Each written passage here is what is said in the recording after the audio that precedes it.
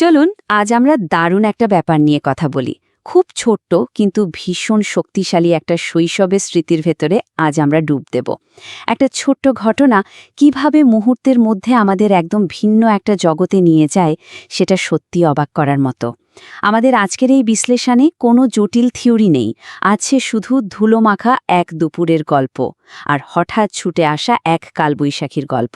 তো চলুন আর দেরি না করে মূল গল্পে ঢোকা যাক। শুরুতেই চারপাশের পরিবেশটা একটু কল্পনা করার চেষ্টা করি আমরা।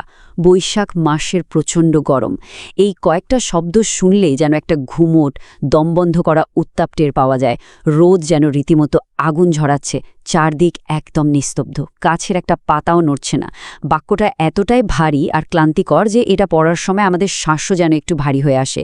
এই প্রচণ্ড গরমটাই কিন্তু আমাদের গল্পের আসল ক্যানভাস। মজার ব্যাপার হলো পুরো গল্পটা কিন্তু মাত্র কয়েকটা লাইনের। পুরো দৃশ্যপটটা একবার পড়ে নেওয়া যাক। বৈশাখ মাসের প্রচণ্ড গরমে মাঠে খেলছি, হঠাৎই দক্ষিণ পশ্চিম কোণে কালো মেঘ দেখা দেয় আর শুরু হয় ঝড় বৃষ্টি। তখন খেলার সাথীরা সবাই মিলে মোল্লাবুড়ির আমবাগানে দৌড় দিল। আমি যাব কিনা ভাবছি, মা বকবে, ব্যাস এইটুকুই। কিন্তু বিশ্বাস করুন, এই অল্প কয়েকটা শব্দের মধ্যেই লুকিয়ে আছে আবহাওয়া, তীব্র উত্তেজনা আর এক অদ্ভুত মানসিক দ্বন্দ্বের এক পারফেক্ট ছবি। চলুন ধাপে ধাপে এটা একটু ভেঙে দেখা যাক। ১ নম্বর ধাপে আসি, বৈশাখের তাপ আর এই গুমট পরিবেশের শুরুটা। দেখুন, মাত্র একটা বাক্য দিয়ে কিভাবে পুরো প্রেক্ষাপট তৈরি হয়ে যায়। মাসটা হলো বৈশাখ, অবস্থা প্রচণ্ড গরম, আর এই ভয়াবহ গরমের মধ্যেই চলছে মাঠে খেলা। এখানকার সবচেয়ে বড় হাইলাইট হলো বাচ্চাদের শারীরিক স্ট্যামিনা বা সহনশীলতা। চারপাশের প্রকৃতি যখন তীব্র তাপে আক্ষরিক অর্থে পুড়ছে, তখনও একদল বাচ্চা মাঠে খেলছে। এই মাঠে খেলছি কথাটা কিন্তু কোনো অলস দুপুরের কথা বলছে না, এটা ঘামে ভেজা, ধুলোয় মাখা এক প্রাণবন্ত শৈশবের ছবি। এরপরে দৃশ্যপট পাল্টে যায়। ২ নম্বর পয়েন্টে আমরা দেখছি হঠাৎ কালবৈশাখী, একেবারে আকস্মিক একটা মোড়। এই বদলটা জাস্ট অবিশ্বাস্য। আগের সেই স্থিরতা কিন্তু খুব বেশি ক্ষণের জন্য নয়, প্রকৃতি চোখের পলকে তার রূপ বদলাতে শুরু করে। একদিকে সেই দমবন্ধ করা স্থির উত্তাপ, আর অন্যদিকে কোনো ওয়ার্নিং ছাড়াই কালো মেঘ আর ঝড় বৃষ্টি। এই দুয়ের মাঝখানে কোনো গ্যাপ নেই।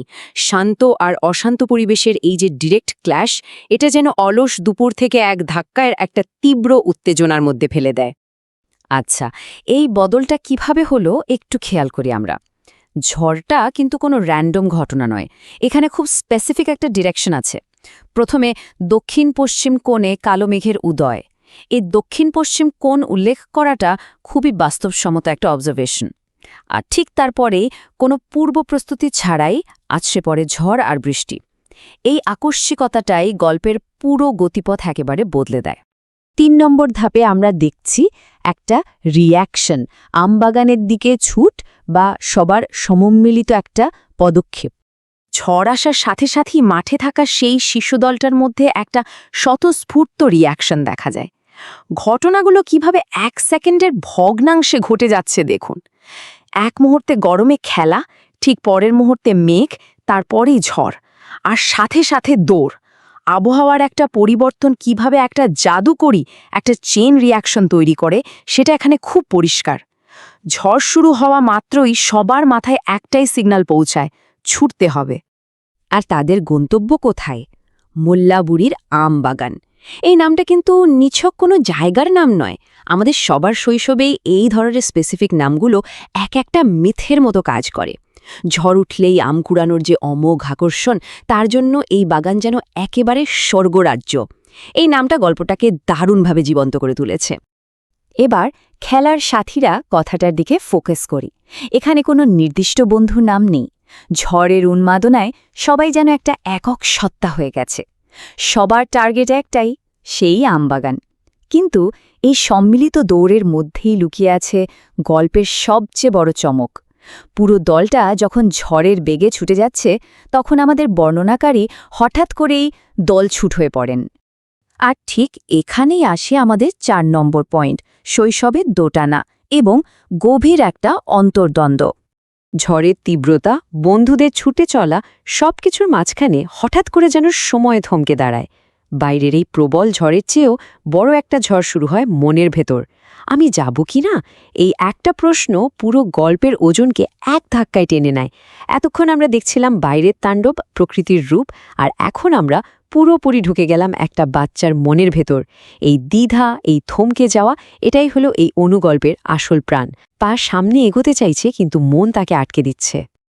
এই মানসিক দ্বন্দ্বের একদম নিখুঁত ছবিটা ফুটে উঠেছে এখানে। একদিকে আছে দুরন্ত শৈশব, বন্ধুদের সাথে বৃষ্টিতে ভেজার, আম কুড়ানোর বন্য স্বাধীনতা। এইটা ইগনোর করা যে কোনো বাচ্চার জন্যই প্রায় অসম্ভব একটা ব্যাপার। আর ঠিক তার বিপরীতে আছে নিয়ম আর ভয়ের প্রতীক, মায়ের বকুনি।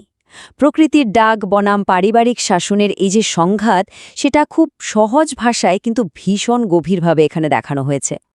আমি যাব কি না ভাবছি, মা বকবে। এটা শুধু একটা বাচ্চার কনফিউশন নয়, এটা বন্য স্বাধীনতা আর কর্তব্যের মাঝে এক চিরন্তন টানাপড়েন। একটা সাধারণ গ্রীষ্মের দুপুরের স্মৃতি কিভাবে এত সুন্দর একটা মানসিক দ্বন্দ্বের রূপ নিতে পারে, এটা তার ক্লাসিক একটা উদাহরণ।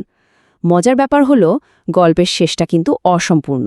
আমরা জানি না সেই বাচ্চাটি কি শেষ পর্যন্ত মায়ের বকুনির ভয় ভুলে ঝড়ের মধ্যে ছুটে গিয়েছিল, নাকি সে বাধ্য হয়ে ঘরে ফিরেছিল। এই উত্তর না দেওয়ার সমাপ্তিটাই গল্পটাকে আরও বেশি মেমোরেবল করে তোলে।